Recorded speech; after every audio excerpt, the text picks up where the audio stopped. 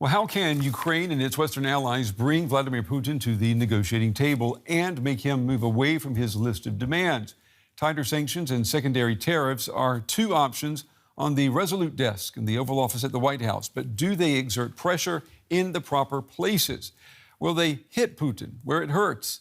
Some say no. My next guest argues that President Trump should take a different approach, the nuclear approach. In Foreign Policy magazine, he writes, Putin is most afraid of American nuclear weapons, and he will not like the prospect of having more of them arrayed at his doorstep. The prospect of being boxed in by American nuclear weapons is a direct threat to his imperial dreams in a way that sanctions simply are not.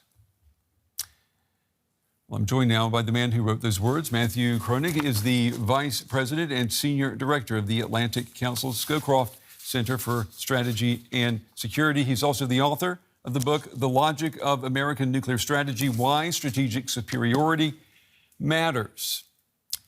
It's good to have you with us this evening. So lay it out for us, if you will, Matthew. How can the U.S. president use America's nuclear deterrent, its arsenal, to end the war in Ukraine?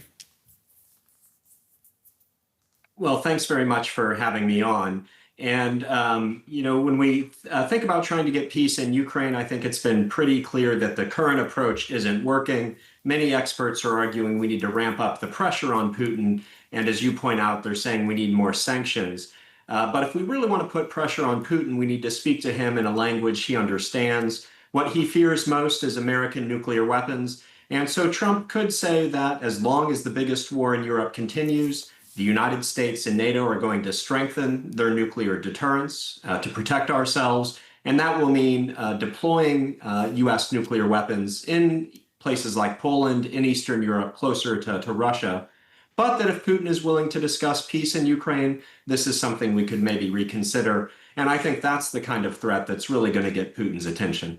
You know, last week in Anchorage, Vladimir Putin was greeted by a flyover of an American B-2 strategic bomber. Before that, he deployed 2 nuclear submarines closer to Russia. Do you get the sense that President Trump is beginning to play this nuclear card? I think so, and I think Trump may be getting similar advice from within his administration, maybe from the Department of Defense. And of course, the crisis in Ukraine has been a nuclear crisis probably since 2014, but definitely since 2022. Putin has repeatedly made nuclear threats. And so far, the West has backed down in the face of those threats. President Biden, for example, was very clear that the United States restrained its support to Ukraine because he feared nuclear escalation. And so I think it is helpful for Trump to also play the nuclear card that we have nuclear weapons too, to counteract Putin's nuclear blackmail.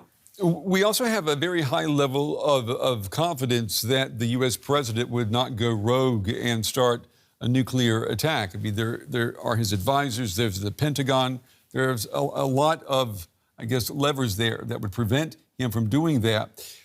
Do we have that level of confidence, though, when we're talking about Vladimir Putin in the Kremlin? I don't think so. And unfortunately, Russia's strategy does rely on early nuclear threats, as we've seen, but also they're willing to use nuclear weapons.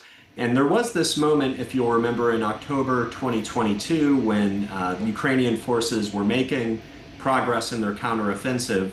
And there were real worries that Russia might use non-strategic, lower yield battlefield nuclear weapons in response to that. Former Biden administration officials have now said the risk was about 50-50, maybe the closest the world's come to nuclear use since the Cuban Missile Crisis. So I do think that there's a risk under certain circumstances that Putin could use nuclear weapons. But I don't think that is inconsistent with my idea that we could threaten to deploy U.S. nuclear weapons as a way to coerce Putin. I had a guest on earlier this evening who said that he thinks that if we pushed Putin too far into a corner with nuclear threats, that Putin would use nuclear weapons. I mean, that's a real existential threat. Well, I think I disagree with that guest, and I'll have to go back and look at their arguments. I think the reason Putin would use nuclear weapons is if he believed that Russia was about to lose the war in Ukraine in a humiliating fashion, if his forces were turning and running, if he was afraid that his government might be overthrown and he was killed in the streets of Moscow. From Putin's point of view, using a couple of nuclear weapons on the battlefield in Ukraine would be more attractive than losing the war in that way.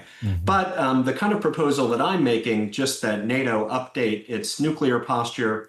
You know, the United States and NATO have had nuclear weapons deployed in Western Europe for decades.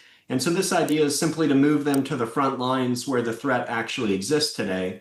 But then again, tell Putin we're open to negotiation. If he doesn't like that, then he can end the war in Ukraine. I think it's much more likely that he negotiates than that he launches a suicidal nuclear war in response to changes to NATO's nuclear posture. You know, as someone who grew up in the 1980s, I hear your argument, and it sounds like we're really going back to the future. I mean, it feels like this is, you know, the playbook of the Cold War that we're working with. What do you say to that? I would say, you know, it'd be nice if we lived in a different world, but we are living in a world where great power competition has returned. You're absolutely right that nuclear weapons were central to the Cold War. For the past 25 years, we've had the luxury of not having great power competition. Terrorism, counterinsurgency, climate change were seen as the major threats. And for that reason, nuclear weapons faded into the background. But now that the major issue is, once again, great power competition, it's a major war in Europe launched by a nuclear power, then for the United States, NATO, and the West to defend itself, I think once again, we're going to have to elevate the importance of our own nuclear deterrent in our national security strategy. Not because we want to fight a nuclear war, but because we want to deter our aggressive nuclear adversaries. Matthew Kroenig from the Atlantic Council's Scowcroft Center for Strategy and Security.